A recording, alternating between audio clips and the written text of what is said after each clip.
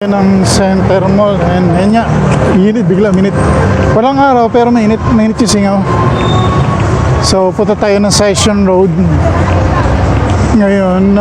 Actually ako doon I need to take yung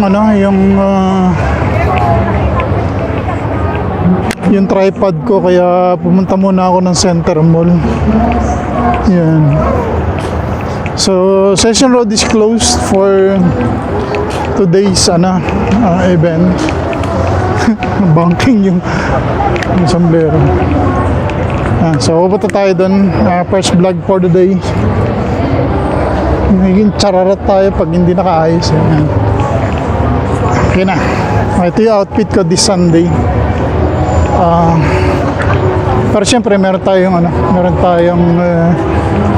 payong forecasted na maulan this afternoon. So yun, walang araw pero grabe, init na singaw.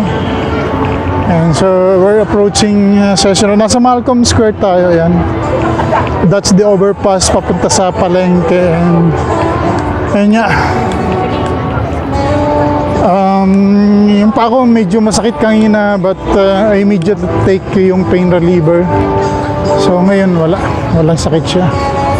Epekto ng gamot. Hingal ako. Mahirap kasi yung packet itong Session Road. So hanggang dito na lang and see you later. Baguio Life, buhay Baguio. Subscribe, peace out.